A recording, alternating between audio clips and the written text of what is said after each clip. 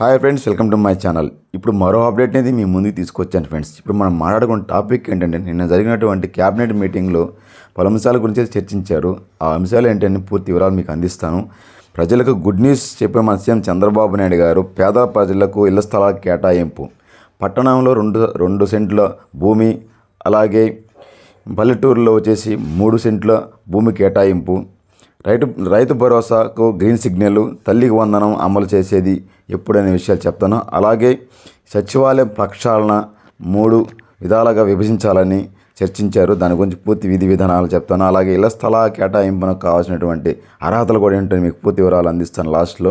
ఈ వీడియో ఎక్కడ స్కిప్ చేయకండి, లాస్ట్ వరకు పూర్తిగా ఎండ్ వరకు చూడండి. కొంచెం లెంత్ ఉంటుంది, మ్యాటర్ ఎక్కువ ఉంది కాబట్టి విడిగా 3 వీడియోలు 4 వీడియోలు చేయడం దేనికని ఒకే వీడియోలు చేస్తున్నాను ఫ్రెండ్స్. కాబట్టి ఎక్కడ స్కిప్ చేయకండి. ఇంక పూర్తి వివరాలకు వెళ్ళిపోతాను ఫ్రెండ్స్. వెళ్ళే ముందు మీరు నా ఛానల్ ఫస్ట్ టైం చూస్తున్నట్టే సబ్స్క్రైబ్ చేయండి, అలాగే లైక్ చేయండి. ఇంకో విషయం ఏంటంటే, ఈ వీడియో కంటే ముందు మీకు వాట్సాప్ ఛానల్ క్రియేట్ చేస్తాను, డిస్క్రిప్షన్ లింక్ ఉంటుంది ఫ్రెండ్స్, దాంట్లో ఫాలో అయిపోండి. అన్నిటికంటే ముందుగా మీకు అప్డేట్స్ వచ్చేస్తాయి ఫ్రెండ్స్ మెసేజ్ రూపంలో. ఇంకా పూర్తిగా అయితే వివరాలకు వెళ్ళిపోదాం ఫ్రెండ్స్. ఫస్ట్ మనం ఇళ్ల స్థలాల కేటాయింపు గురించి అయితే మనం మాట్లాడుకుందాం ఫ్రెండ్స్. అలాగే తర్వాత ఒక్కొక్కటిగా మీకు అన్నీ నేను మీకు వివరిస్తాను ఫ్రెండ్స్. ఇళ్ల స్థలాలు మనకు పేదలకు భూములకు కేటాయించినటువంటి గత ప్రభుత్వంలో కేటాయించిన స్థలాల్లో ఎక్కడ శ్మశానం దగ్గర ఇచ్చారు, అలాగే చెరువుల దగ్గరలు ఇచ్చారు. అటువంటి దగ్గరలో కట్టుకోలేని వాళ్ళకి కూడా ఇళ్ల స్థలాలు ఇచ్చినారు. కట్టుకున్న వాళ్ళు కట్టుకోకుండా ఉండేవాళ్ళు, అక్కడికి వెళ్ళలేని పరిస్థితుల్లో ఉన్నవాళ్ళు కానీ ఒప్పుకుంటే వాళ్ళకి మళ్ళీ ఇటు ఇచ్చినటువంటి స్థలాన్ని కేటాయించిన స్థలాన్ని రద్దు చేసి మళ్ళీ వేరే దగ్గర మంచి ప్లేస్లో స్థలాలు ఇస్తారనేసి ఈ క్యాబినెట్ మీటింగ్లో మంత్రివర్గం సమావేశంలో చర్చించడం జరిగింది. అలాగే దీనికి కావాల్సినటువంటి కూడా స్థలానికి కావాల్సినటువంటి అర్హతలు కూడా ఏంటంటే, పేదవాళ్లకు అందరికీ ఇల్లు పథకంలో భాగంగా పట్టణాల్లో 2 సెంట్లు, గ్రామాల్లో 3 సెంట్లు చొప్పున స్థలం కేటాయిస్తామని మంత్రి పార్థసారథి గారు వెల్లడించారు. ఇందుకోసం రాష్ట్ర మంత్రివర్గ సమావేశంలో ఆమోదం కూడా మార్గదర్శకాలను వెల్లడించారు. అయితే వారు గతంలో ఎప్పుడూ ఇంటి కోసం లోను పొంది ఉండకూడదు, అంటే అర్హతలు అనమాట. బీపీఎల్ ఫ్యామిలీ అయి ఉండాలి, ఖచ్చితంగా ఆధార్ ఉండాలి, మెట్ట ప్రాంతాల్లో 5 ఎకరాల మాగాణిలో 2 ఎకరాలు మించి ఉండకూడదు. అంటే ఈ అర్హత ఉన్న వాళ్ళు మాత్రమే ఈ 3 సెంట్లకు కానీ 2 సెంట్లకు స్థలానికి అర్హులు అవుతారనేసి చెప్పడం జరిగిందనమాట.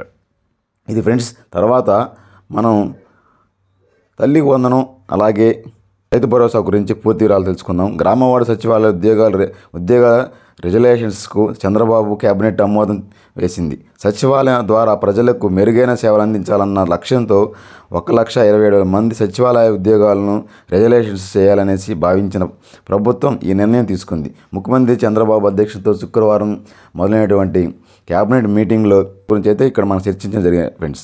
తల్లికి వందనం పోలవరం నిర్మాణం, తల్లికి వందనం ఈ విద్యా సంవత్సరం నుంచి అమలు చేయాలనేసి క్యాబినెట్ నిర్ణయించింది ఫ్రెండ్స్. ఫ్రీ బస్ గురించి, ఎన్టీఆర్ భరోసా గురించి కూడా మనకైతే అప్డేట్ ఉంది ఫ్రెండ్స్. మహిళలకు ఉచిత బస్సు ప్రయాణ పథకాన్ని అమలు చేయాలనేసి క్యాబినెట్ చర్చించింది. ఈ పథకం అమలు కోసం ఏర్పాటు చేసిన క్యాబినెట్ సమావేశ కమిటీలో తన నివేదికను కూడా చంద్రబాబు నాయుడు గారికి అందించారు. దీనిపై నివేదిక ఎక్కువ చర్చ కూడా జరిగినట్లు సమాచారం ఫ్రెండ్స్. రాష్ట్రంలో మరో 62 అన్న క్యాంటీన్లు కూడా తెరవబోతున్నారు. దానికి ఆమోదం తెలిపింది మన క్యాబినెట్ మీటింగ్.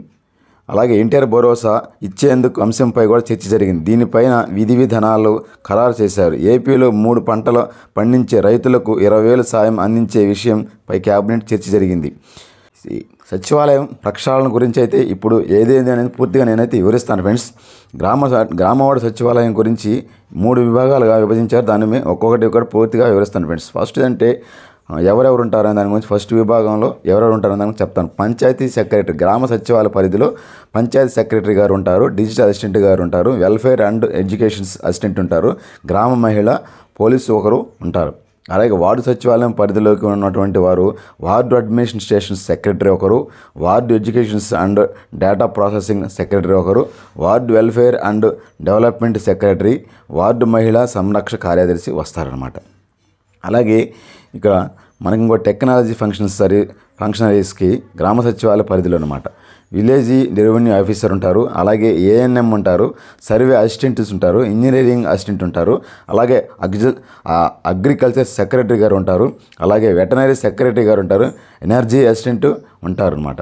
అలాగే వార్డు సచివాలయ పరిధిలోకి వచ్చేసి వార్డు రెవెన్యూ సెక్రటరీ గారు ఉంటారు, అలాగే వార్డు హెల్త్ సెక్రటరీ గారు ఉంటారు, అలాగే వార్డు ప్లంబింగ్ సెక్రటరీ గారు ఉంటారు, అలాగే వార్డు శానిటైజేషన్ సెక్రటరీ గారు ఉంటారు, అలాగే వార్డు ఎనర్జీ సెక్రటరీ గారు వస్తారనమాట. ఇది ఫ్రెండ్స్ అంటే సచివాలయం ప్రక్షాళనకు సంబంధించినటువంటి ఎవరెవరు ఉంటారన్న విషయం. అదే సచివాలయ పరిధిలో జనాభా ఆధారంగా ఎన్ని సచివాలయాలు వస్తాయనే విషయాన్ని కూడా పూర్తిగా కూడా చెప్తాను ఫ్రెండ్స్. 2500 మంది లోపు జనాభా, 2 మల్టీ ఫంక్షనరీ, 4 టెక్నాలజీ ఫంక్షనరీస్ కలిపి 6 ఉంటారు. అలాగే 2500 నుంచి 3500 మంది జనాభాకు 3 multi purpose functionary, 4 technical functionary కలిపి 7 ఉంటారు. అలాగే 3500 నుంచి ఆపై జనాభాకు 4 multi persons functionaries, 4 technical functionaries కలిపి 8 మంది ఉంటారు. అలాగే 2005 లోపు జనాభా కలిగి ఉన్న ప్రాంతంలో 6 సిబ్బందితో 3562 గ్రామ వార్డు సచివాలయాలు ఉంటాయి. అలాగే 2500 నుంచి 3500 మంది జనాభా కలిగినటువంటి ప్రాంతంలో 7 సిబ్బందితో 5388 గ్రామ వార్డు సచివాలయాలు ఉంటాయన్నమాట. అలాగే 3500 పైగా జనాభా కలిగి ఉన్న ప్రాంతంలో 8 మంది సిబ్బందితో 6054 గ్రామ వార్డు సచివాలయాలు ఉంటాయన్నమాట. మొత్తం 15004 గ్రామ వార్డు సచివాలయాలు ఉంటాయన్నమాట. అంటే సచివాలయం ప్రక్షాళనకు సంబంధించినటువంటి ఎవరెవరు ఉంటారన్న విషయం అదేనమాట. తర్వాత మీకు ఇంకోటి తల్లికి వందన విషయం కూడా చెప్పాను. అలాగే పేదలకు ఇల్లుకు సంబంధించిన విషయం కూడా మీకు చదివినిపించాను.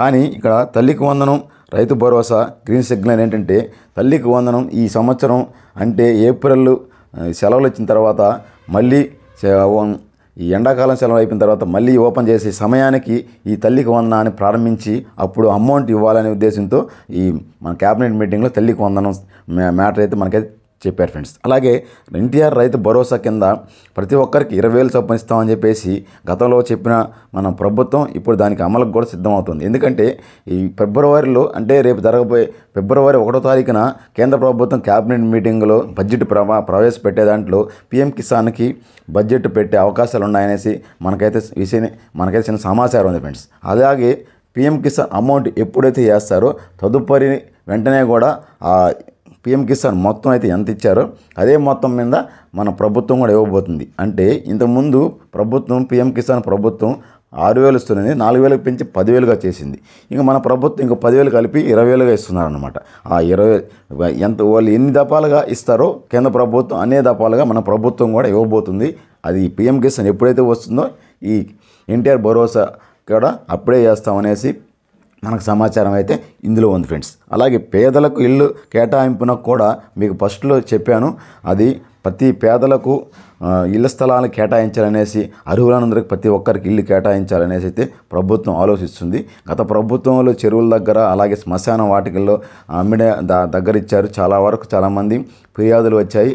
అక్కడ ఎలా ఉండాలి, సంసారం ఎలా ఉండాలి, అక్కడ ఎలా ఇళ్లలో ఉండలేకపోతున్నాం అనేసి చాలామంది దాన్ని స్థలాలు ఇచ్చినా కేటాయించినా కట్టించుకోకుండా వెళ్ళలేని పరిస్థితిలో ఉన్నందువల్ల అటువంటి వారికి ఆ స్థలాలను ఇచ్చినటువంటి ఈ పట్టాన్ని రద్దు చేసి మళ్ళీ మంచి దగ్గర స్థలం కేటాయిస్తామనేసి చెప్పడం జరిగింది. కాబట్టి ఇది కూడా పేదలకు గుడ్ న్యూస్ అనుకోవచ్చు. పేదలు ఫ్రెండ్స్ ఈరోజు నేను చెప్పిన సమాచారం మీకు నచ్చినట్టయితే లైక్ చేయండి. చిన్న పొరపాటు తడబాటు మన్నించండి ఫ్రెండ్స్. జై హింద్ ఫ్రెండ్స్.